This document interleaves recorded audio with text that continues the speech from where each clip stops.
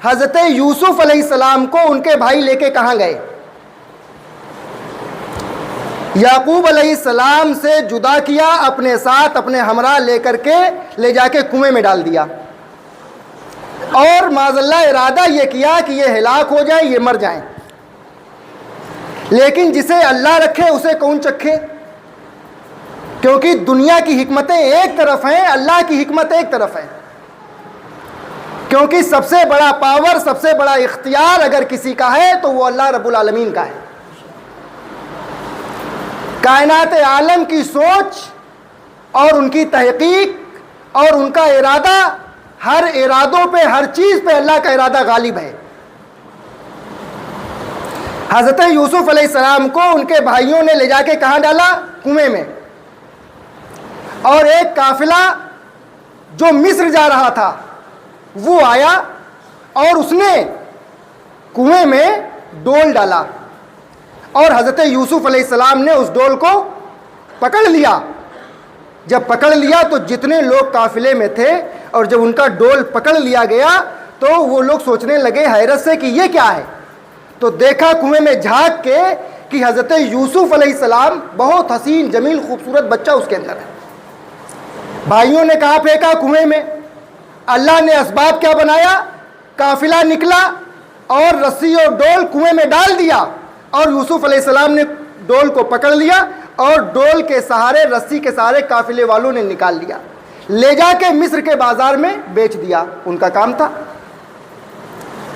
لیکن اللہ نے مصر کا بادشاہ بنا دیا، اللہ نے مصر کا بادشاہ بنا دیا۔ یہ دنیا برابر کی زمین ہے، لیکن زمین کے اندر تو کنواں ہوتا ہے، کتنا گہرا ہوتا ہے، اس کنویں میں ڈال دیا۔ اس بات سے یہ ظاہر ہوتا ہے کہ دنیا کے لوگ تمہارے بارے میں کتنا ہی برا کیوں نہ سوچیں، لیکن اللہ کی حکمت، اللہ کا ارادہ سارے لوگوں کے ارادے پر غالب ہے۔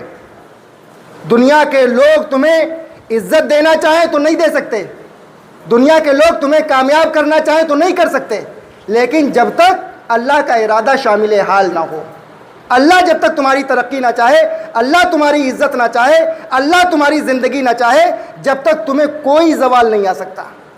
جو بھی ہوگا تمہارے ساتھ تمہاری زندگی میں، اس میں اللہ کی مرضی شامل حال ہے۔ اب کنویں میں ڈال دیا، مصر کا بادشاہ اللہ نے بنا دیا، اور جب یعقوب علیہ السلام کے شہر میں قید سالی پڑی تو وہی بھائی جنہوں نے کنویں میں ڈالا تھا مصر میں پہنچے غلہ لینے کے لیے، کیونکہ وہ بھائی تو بھول چکے تھے کہ ہمارا بھائی زندہ بھی ہوگا، انتقال ہو گیا۔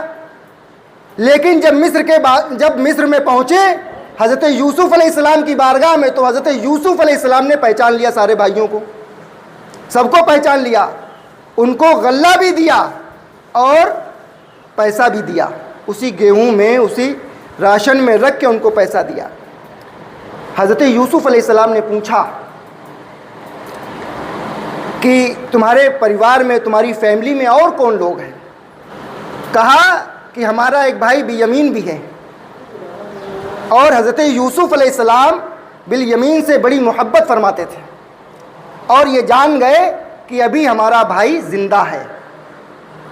اور یعقوب علیہ السلام کے بارے میں پوچھا، اور یہ کہا جب اب تم کو ضرورت ہو، اب جب تم میرے پاس آنا تو اپنے بھائی بلیمین کو بھی لے کے آنا۔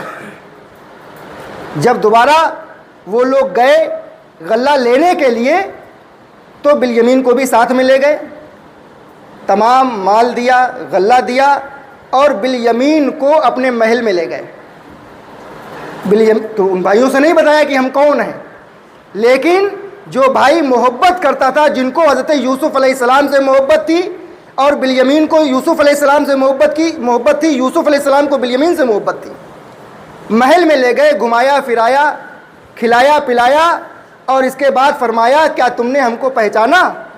بلیمین نے کہا نہیں پہچانا، کیونکہ بچپنے کا عالم تھا، آپ جوان ہو گئے، مصر کے بادشاہ بن گئے، تخت پہ بیٹھ گئے، حکومت ہو گئی۔ اب اس کے بعد آپ نے حضرت یوسف علیہ السلام نے فرمایا کہ میں تمہارا بھائی یوسف ہوں۔ دونوں گلے ملے، ایک دوسرے سے محبت کا اظہار کیا اور اپنے والد محترم کو سلام بھیجا۔